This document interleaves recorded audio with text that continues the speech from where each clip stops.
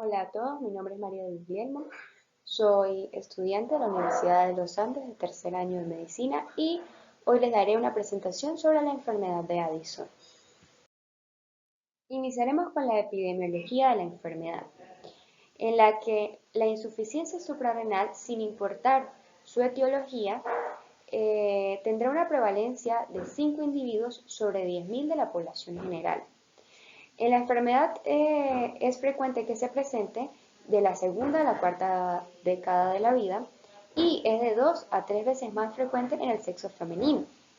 Cuando nos centramos en la insuficiencia suprarrenal primaria o enfermedad de Addison, tendremos que la prevalencia es mucho menor, solo 2 sobre 10.000 individuos de la población general. En cuanto a las etiologías posibles, tendremos que en cuanto a la adquirida, es mucho más frecuente encontrar la causa como la destrucción autoinmunitaria de la glándula suprarrenal. Y en las congénitas tendremos que haya un bloqueo enzimático de la esteroidogénesis suprarrenal en la que va a haber una disminución marcada de los glucocorticoides. En cuanto a la incidencia de la enfermedad de Addison, tendremos que es de solo 0.89 sobre 100.000 habitantes por año, lo que quiere decir que es una enfermedad muy poco frecuente. Ahora continuaremos con la definición de la insuficiencia adrenocortical primaria o enfermedad de Addison, que se va a caracterizar por la incapacidad de la corteza adrenal para producir glucocorticoides y mineralocorticoides. El origen de esto estará dado en la destrucción bilateral de la corteza adrenal. Sin embargo, sus reservas funcionales son tales que no se presentarán manifestaciones clínicas sino hasta que haya más del 90% de pérdida del tejido adrenal cortical bilateral, momento en el que harán presencia las crisis addisonianas, que no serán más que la incapacidad de la glándula adrenal para cumplir con las demandas de glucocorticoides y mineralocorticoides del organismo en momentos de estrés, que incluso podrán llevar a la muerte.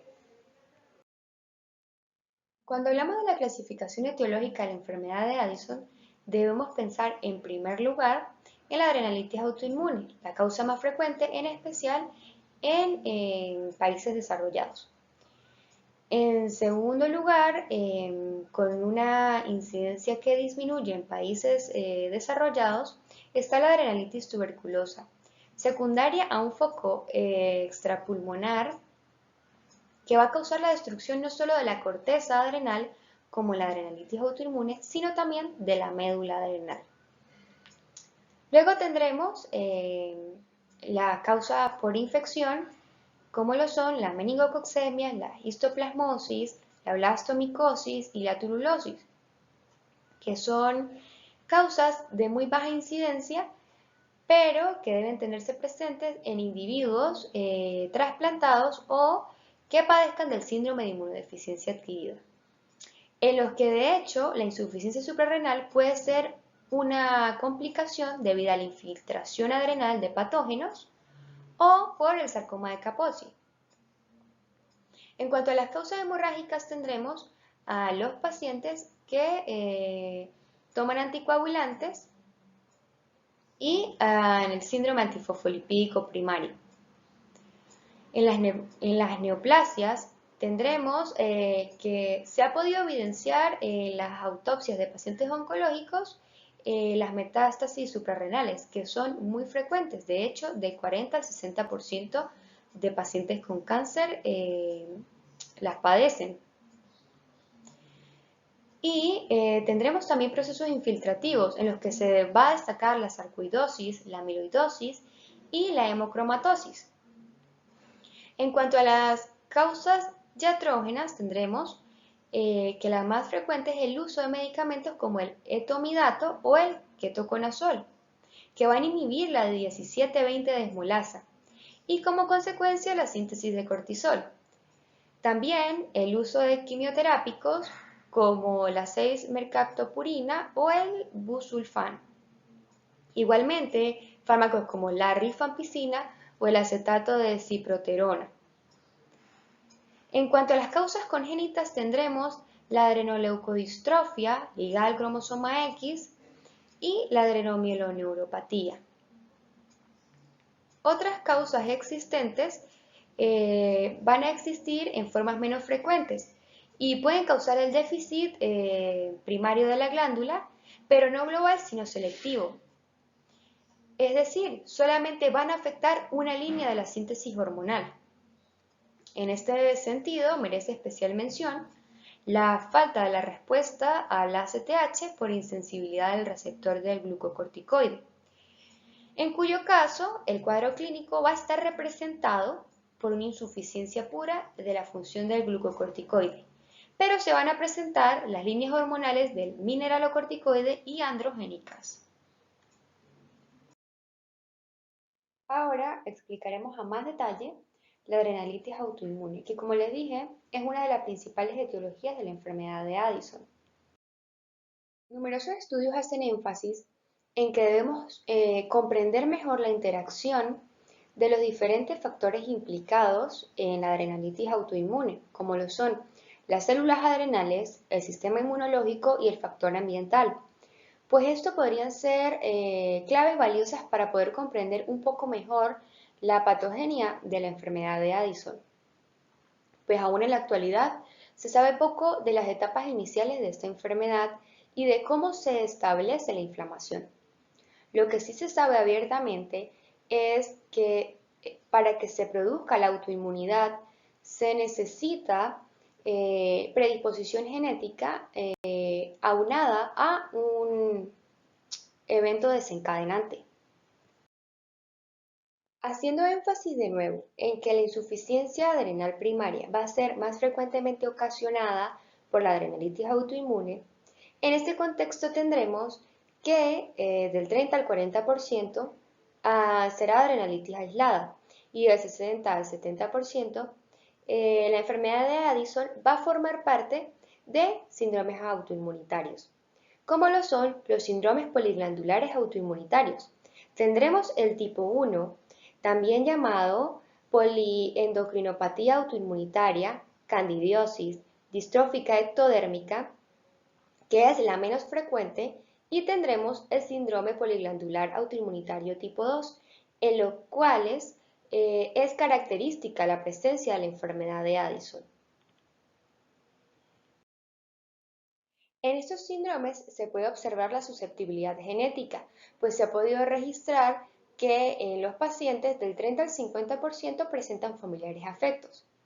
Aquí se formarán autoanticuerpos y linfocitos T activos frente a proteínas en las células de las glándulas endocrinas e incluso no endocrinas, como lo son las células gástricas parietales y los melanocitos. Esta infiltración y posterior destrucción va a ocasionar una insuficiencia hormonal secundaria que va a estar correlacionada con el grado de destrucción. Aquí tendremos la clasificación de los síndromes poliglandulares autoinmunes. Como les dije, tendremos el tipo 1, en el cual va a estar más presente el hipoparatiroidismo en un 82%, acompañado de la enfermedad de Addison. Y principalmente de la candidiasis mucocutánea crónica. Son menos frecuentes otras entidades como el hipogonadismo, el tiroidismo autoinmune, la diabetes mellitus insulinodependiente y en el aspecto no endocrino tendremos la anemia perniciosa, el síndrome malabsortivo, el vitiligo y la hepatitis crónica activa. Otra entidad muy característica del tipo 1 será la alopecia, con un 26 a 32%. En cuanto al síndrome poliglandular autoinmune tipo 2, tendremos que la principal entidad que se presenta es la enfermedad de Addison y que va a estar acompañada de tiroiditis autoinmune y de diabetes mellitus. Y serán menos frecuentes el hipogonadismo, la anemia perniciosa, la celiaquía y el vitiligo. Otras entidades que también pueden estar relacionadas, pero son aún menos frecuentes, son la artritis reumatoide, la púrpura trombocitopénica, el síndrome de Sjögren Y hay unas cosas que debemos tener en cuenta. Hay ciertas diferencias entre ambos síndromes. Primero, el síndrome poligandular autoinmune tipo 1 va a ser más frecuente en la infancia y va a estar más vinculado con el locus HLA en el cromosoma 6, mientras que el síndrome poligandular autoinmune tipo 2 va a estar más frecuentemente relacionado a la edad adulta y a los locus HLA B8, DR3, DR4 y DW3. Hablando con más detalle de los genes implicados en los síndromes poliglandulares, tendremos que en el tipo 1 se va a transmitir con un patrón autosómico recesivo y que es ocasionado por mutaciones en el gen regulador autoinmunitario. Estas enfermedades autoinmunitarias, como vieron anteriormente, van a estar superpuestas con las observadas en el APS tipo 2. Algo que es bastante particular es que la candidiasis mucocutánea crónica va a aparecer con más frecuencia en la infancia y va a anteceder por años o incluso décadas a la insuficiencia suprarrenal primaria. En cuanto al síndrome poliglandular autoinmune tipo 2, es mucho más prevalente y de herencia poligénica, con asociaciones confirmadas en la región génica HLA-DR3 y regiones génicas del complejo principal de isocompatibilidad, además de las regiones distintas que participan en la regulación inmunológica como el CTLA4, mismos genes que se van a encontrar implicados en la suprarrenalitis autoinmune aislada. En los factores inmunológicos tendremos que el 90% de los pacientes con insuficiencia suprarrenal idiopática va a presentar reacciones inmunes. Van a predominar la respuesta celular en el sexo masculino y la respuesta humoral en el sexo femenino. Además, más del 50% de los pacientes con adrenalitis autoinmune van a presentar anticuerpos frente a la corteza suprarrenal, cuya presencia tendrá un valor diagnóstico, pues están presentes hasta en más del 95% de los individuos al momento de este. Además, es frecuente que preceda al inicio de la enfermedad de Addison. Y es importante acotar que no todos los individuos que presenten estos anticuerpos van a padecer la enfermedad. Sin embargo, el 30% de estos tendrá un riesgo elevado de presentar la enfermedad de Addison. En la fisiopatogenia de la enfermedad tendremos la destrucción cortical gradual, que es lenta y progresiva y, como les dije anteriormente, se va a mantener subclínica por largos periodos de tiempo. Cuando empieza a disminuir la reserva adrenal y posteriormente la secreción de esteroides no aumenta ante el estrés, hablaremos de la progresión de la destrucción de la corteza, donde se va a empezar a presentar la falla adrenal en el momento en el que se observe la alteración basal de los mineralocorticoides y de los glucocorticoides, definiendo así una insuficiencia adenocortical crónica. En la histopatogenia tendremos que los pacientes con enfermedad de Addison van a presentar infiltración linfocítica con la destrucción de la corteza adrenal, que nos llevará a la atrofia del parénquima y a la sustitución del tejido funcional por tejido fibroso, mientras que la médula adrenal se va a mantener intacta. Sin embargo, no existen informes detallados de los infiltrados mononucleares de la enfermedad de Addison, pues se han restringido los estudios histoquímicos en los análisis post-mortem por razones éticas. Por esto, la mayor cantidad de estudios relacionados con la inmunopatogenia de la enfermedad de Addison se han realizado en sangre periférica y en suero. Respuesta a antígenos adrenales en los pacientes con enfermedad de Addison. Se logró evidenciar hace varias décadas que incluso existen antígenos específicos para la corteza adrenal. El objetivo de estos es la 21-hidroxilasa, una enzima involucrada en la biosíntesis de las hormonas esteroideas de la corteza adrenal, que forma parte de la familia de las enzimas de citocromo P450 y se encuentra anclada a la membrana del retículo endoplásmico de las células adrenales. Estos autoanticuerpos en esto se ha podido observar que existe una correlación con el grado de disfunción adrenal, en especial en las fases preclínicas de la enfermedad de Addison. Sin embargo, no parecen inhibir la actividad de la 21-OH in vivo, razones por las cuales hay escasa evidencia del rol de estos autoanticuerpos en la inmunopatogenia de la enfermedad de Addison. Sin embargo, existe un estudio reciente de Bradland y asociados, donde pudieron observar la reducción de la respuesta de las células mononucleares de sangre periférica contra la proteína 21-OH en cultivos con estimulación de suero autólogo que contenían el anti-21-OH, agregaron anticuerpos bloqueadores para CD32, es decir, bloqueando así el receptor de la inmunoglobulina G. Además de esto, en múltiples estudios se logró evidenciar que la célula T CD8 tenía como objetivo a la 21-hidroxilasa y mediante la realización de mapeo de epítopos se logró identificar los dos objetivos principales de estas células hacia la secuencia del péptido C terminal de la 21-hidroxilasa y la secuencia octomérica de péptidos de la 21-hidroxilasa 431-438, los cuales están restringidos a el HLA-B8.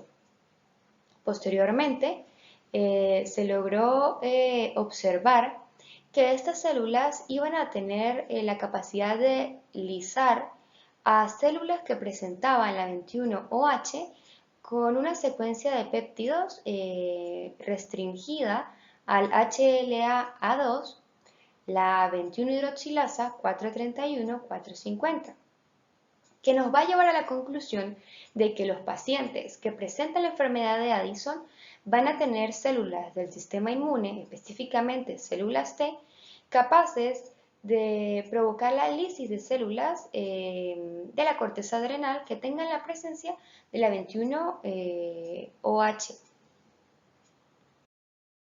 Factores intrínsecos de la corteza adrenal, como son las mismas células adrenales, son probablemente colaboradoras activas en la patogénesis de la enfermedad de Addison. Se sabe que se comunican con las células de la respuesta inmune por distintas vías. Además, van a responder a la inflamación por la producción de numerosos mediadores, como lo son las interleuquinas 1 beta, 6, 8 y 18, los factores de necrosis tumoral alfa, y en un estudio se logró evidenciar que las células de la zona fasciculada iban a liberar las quimiosinas XCL10 luego de la estimulación de citocinas proinflamatorias. Además debemos recordar que células de la respuesta inmune, como células dendríticas y macrófagos residentes de la glándula adrenal, van a presentar receptores tipo TOL que van a reconocer patrones moleculares conservados de patógenos y mediante la estimulación de estos liberarán citoquinas proinflamatorias. Todos estos factores intrínsecos de la corteza adrenal nos indican que tienen la habilidad de promover la respuesta inflamatoria local. En cuanto a los factores ambientales desencadenantes, tendremos las infecciones ocasionadas por virus que se consideran comúnmente como los factores potencialmente desencadenantes de la enfermedad autoinmune. En caso de infección, las células parenquimatosas van a estar expuestas a diversos productos microbianos y citoquinas que van a alterar su estado y su comunicación con el sistema inmunológico. Tendremos ciertos virus, como los virus del herpes simple tipo 1, el citomegalovirus y el adenovirus, que van a tener un tropismo por las células adrenocorticales.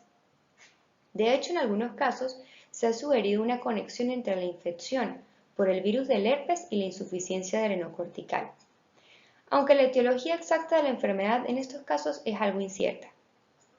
Además, tendremos como otro factor desencadenante el vínculo entre los interferones tipo 1 y la autoinmunidad suprarrenal, pues se ha informado del desarrollo de los autoanticuerpos 21H en pacientes que reciben interferón alfa para el tratamiento de infecciones crónicas, como por ejemplo la del virus de la hepatitis C.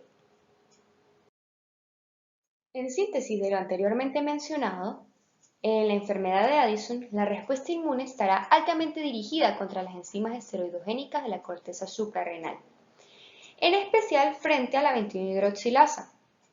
En cuanto a los anticuerpos anti-21OH, estos estarán presentes en los pacientes con adrenalitis autoinmune y van a constituir un gran biomarcador de autoinmunidad con causa subyacente de la insuficiencia suprarrenal. En cuanto a los linfocitos T citotóxicos específicos para la 21OH, se cree que son los reales responsables de la destrucción del tejido adrenocortical. Estos estarán reclutados por las mismas células adrenales que van a liberar quimiosinas en respuesta a eventos inflamatorios o de estrés.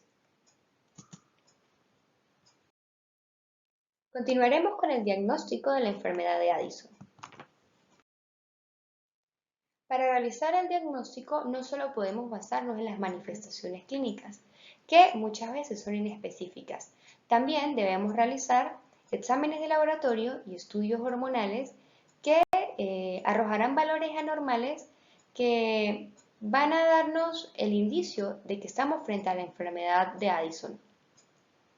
El estudio hormonal va a englobar la medición sérica del cortisol, de ACTH, la actividad de la retinina plasmática y además se realizará la prueba de estimulación con ACTH.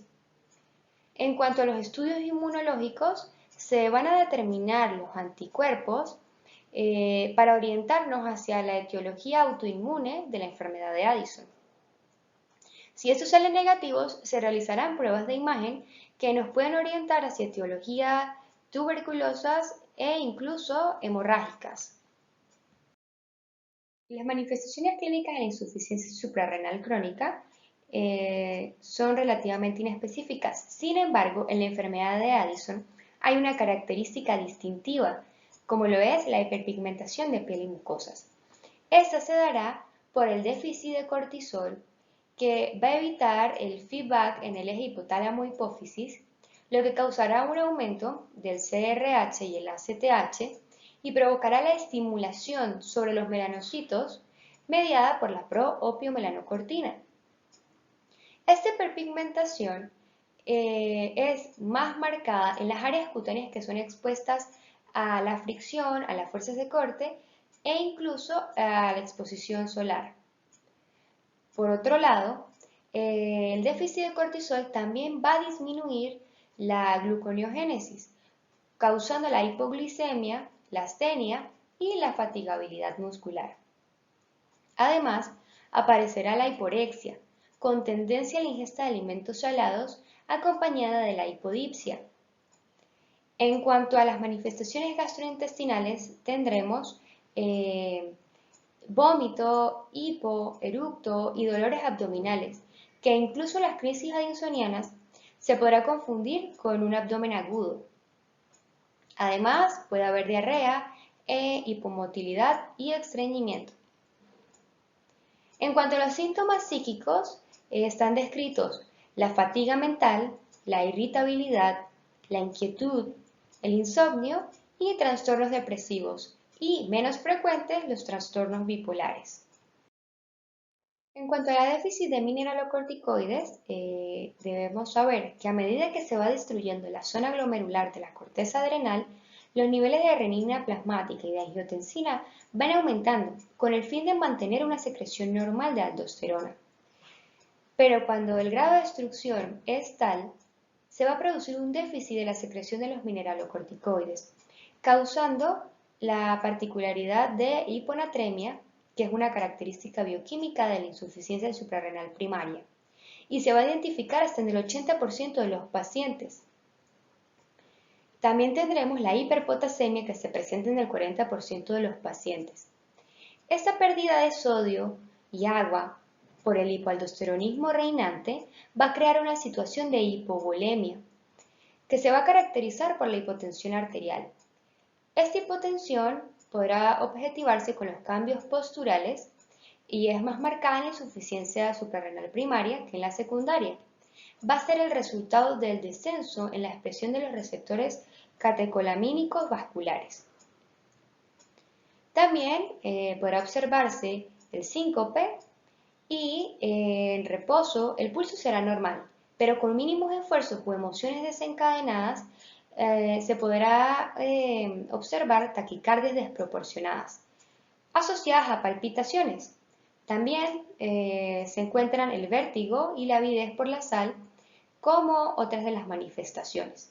En cuanto al fallo cardíaco, es realmente inusual. Cuando hay déficit de andrógenos, se observará la pérdida del vello axilar y pubiano, la caída del cabello, oligomenorrea y la disminución de la libido en ambos sexos.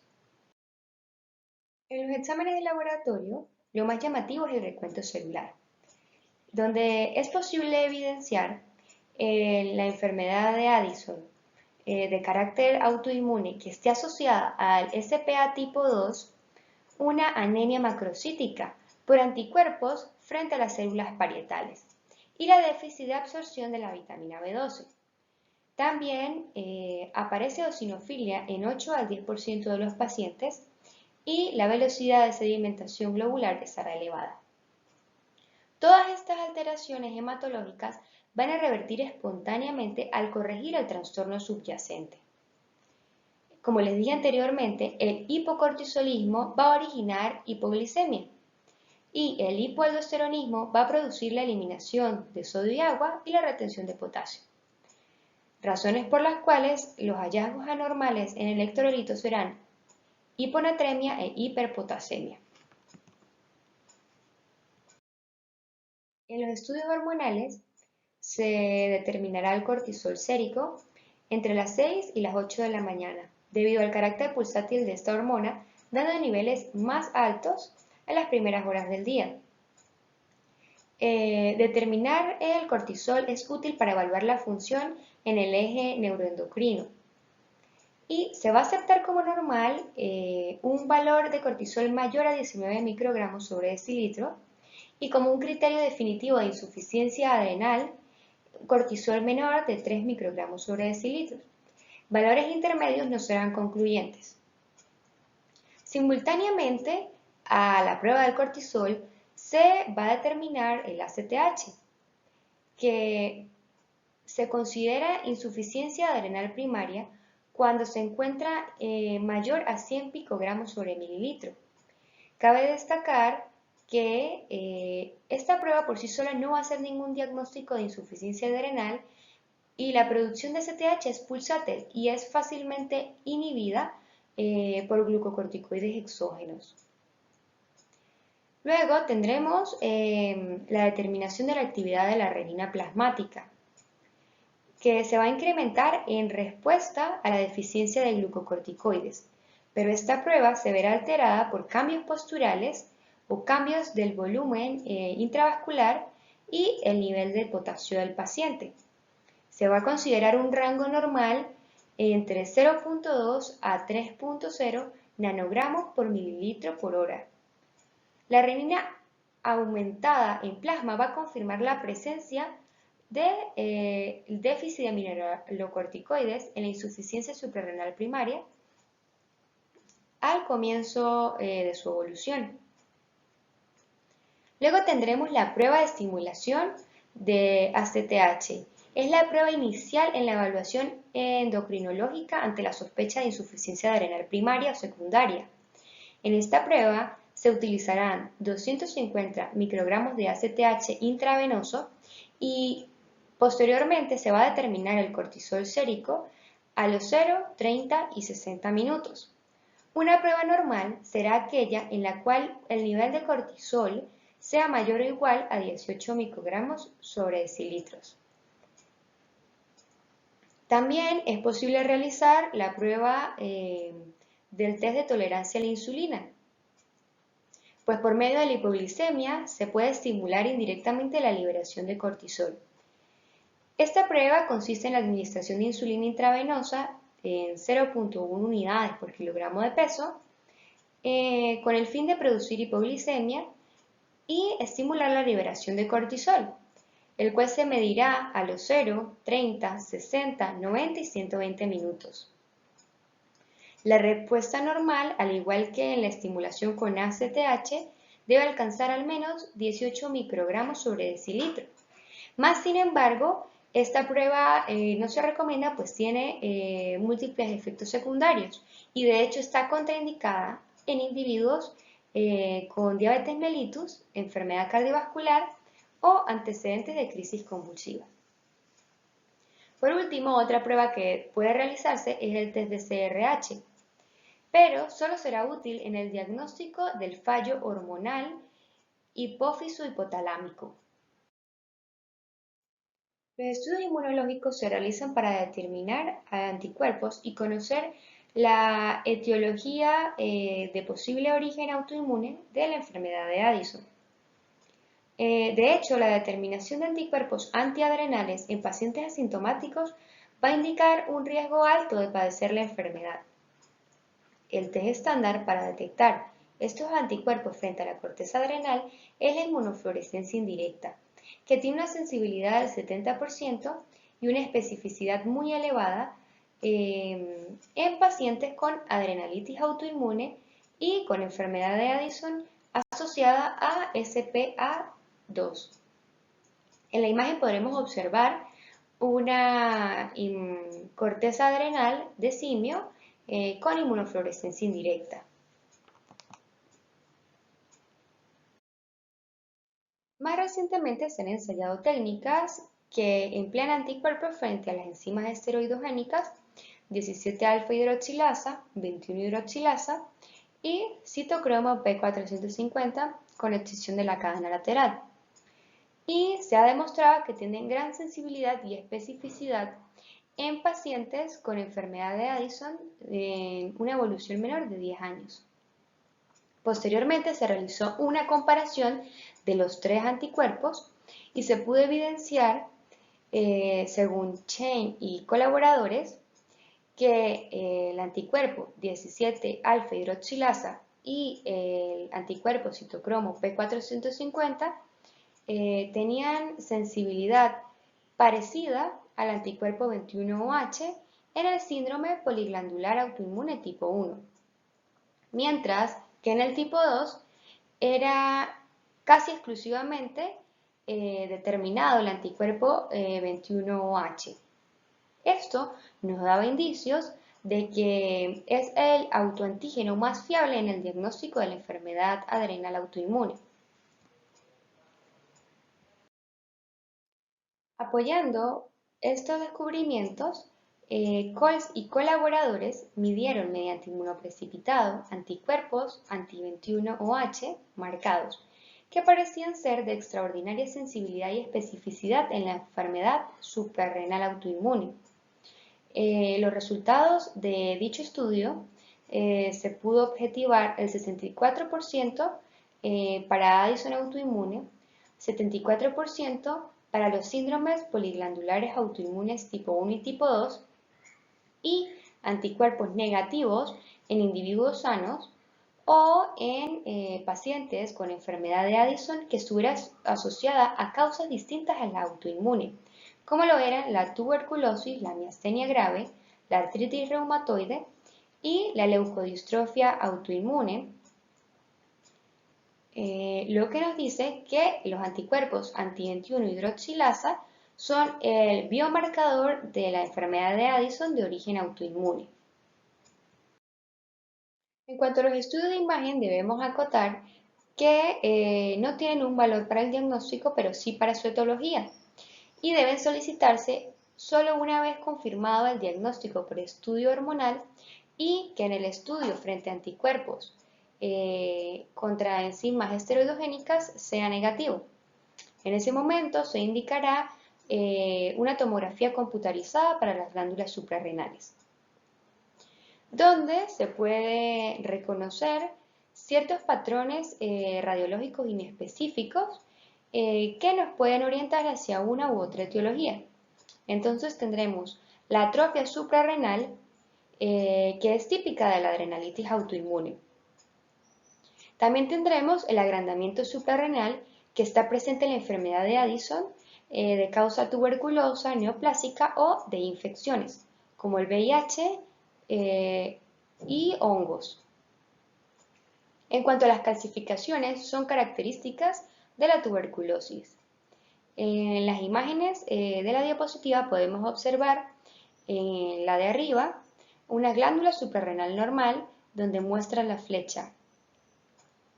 Y en la imagen de abajo podremos observar el aumento de tamaño de las glándulas suprarrenales que nos pueden orientar hacia una posible enfermedad tuberculosa.